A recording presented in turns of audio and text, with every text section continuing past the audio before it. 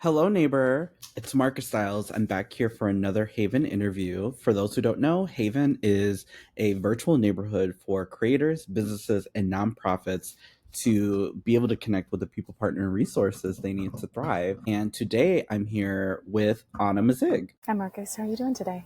I'm doing well. How are you? Good, good. Ana is the owner of Am and Associates, and today we are going to talk a little bit about her story. So, Ana, what is the story behind the Ana Mazig that we know today? Sure. A little bit of background on me. I was planning on becoming a child psychiatrist, and after finishing up my psych pre-med degree, realized that law was a better fit for me. There was a lot more advocacy that I could do there, and so decided on law school. And when I was a 2L, I started doing some work with the Minnesota Department of Human Services in their compliance office, fell in love with policy and procedure and SOPs, and so realized that that was my calling. And so it's gone from there, and now have created AM and Associates and have been enjoying working with business owners since. That sounds like a really awesome journey. I did not know that you wanted to be a child psychiatrist because I want to be a couples therapist. Awesome, awesome. However, too much school. So here we are with graphic design. But for those who don't know, tell us about AM and Associates and what you do.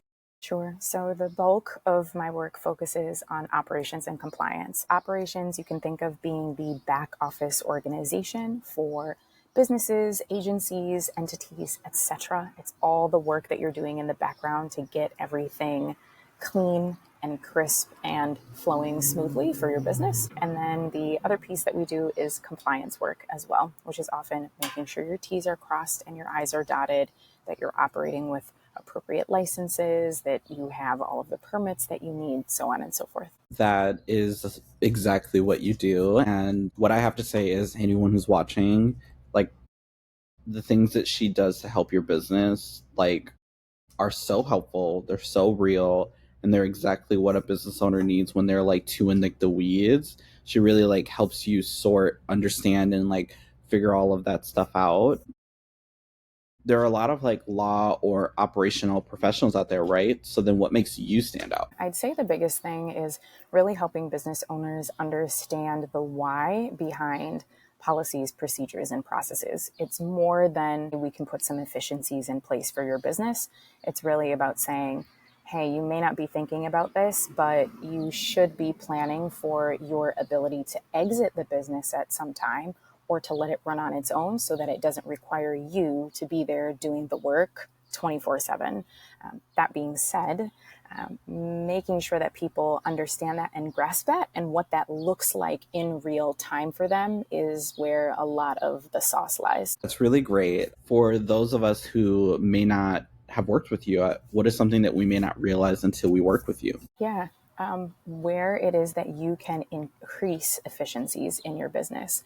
So maybe there's a software that you could start utilizing that would free up an additional 30 minutes to an hour of your time every day. You may find that understanding the whys of particular policies and procedures, especially as you're hiring employees, is beneficial, or thinking about even on like more niche terms, if there's a clause for your business contracts that would be really helpful for you based on the problems that you continue to see, a challenge that consistently arises, or a bottleneck that you're navigating. And because of the work that you do, it's a lot of the reason why I started Haven, because we need to be connected to these things. We need to know about these things because being a business owner by itself is already hard enough. Like, how can we make this easier? How can we skip to the good part, as they would say? Like, how can we find like the best of like the best and do what we do? But I'm curious because I know that you're a very busy woman, but like, what does a typical day in a life look like for you? Sure. A typical day on an ideal day means I'm getting started early, usually around 5 or 6, eventually making my way to the gym for a workout, get some blood pumping and my brain up and awake to dive into client calls for a few hours, and then doing some client deliverables before I wrap up and spend time with family. Very organized day.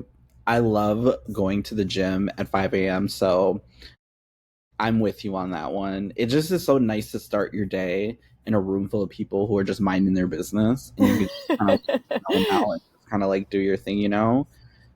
Um, Now I'm curious, what is the best way to reach you? Because I feel like we all have our favorite form of communication. Like, what is yours? That's a good question. Most often, folks reach out to me in one of two ways: either by email, which is fine because then, as an attorney, I'm like, oh, we've got a record of what we discussed and what it is that I need to follow through on, what it is that a client is going to be sharing with me. Also, phone is fine. Like just picking up the phone, giving me a call, letting me know what you need. It's an emergency! Ah, answer the phone! And folks are having a lot of those lately, which is unfortunate. And also, that's a part of being a business owner. You're going to And that's navigate those also urgent why we need people like circumstances. you. Keep the cool and promise we'll get through it. Please do not leave this interview and call her in a panic. Please call 911 if something is wrong. And In an then call on. emergency, please call 911. Yes. And then when you have grounded yourself, you have meditated, then call on. I'm here. Okay. I love this question, which is why I threw this in here. What is a song that perfectly describes your business vibe? There's a lo-fi song that I really like called Sunday Travels, and give it a listen. It's chill, it moves along, and that's how we do with our operations and compliance. I know that folks can sometimes get really stressed because operations can at times be overwhelming, especially if it's not something you've been tending to in your business for a while. But know that you're in good hands. I do operations and compliance all day, every day, and I am more than happy to dive in with you. So we're just going to take it easy. We're going to make progress, and the thing's going to move along just fine. Yes. And for everyone at home, she loves a lo-fi playlist. I do. I do. She introduced me to lo-fi and I was like, and now when I'm in my living room, I play lo-fi music and I'm like, look at Anna helping my business operations by with a playlist. Just take it easy. I Take still it listen to easy. that lo-fi playlist that you had suggested. It's so Good. It's good. And they keep adding to it, which is nice. I know, and I'm like, there's new mute. Like, Mm-hmm. I'm like, I gotta call Anna. It's an emergency. Exactly. Um. So now on to the final question. Mm-hmm. What is one thing you love about the local community that you serve? How invested they are in making their dream thing that they're trying to do or bring forward, how invested they are into actually making the thing successful.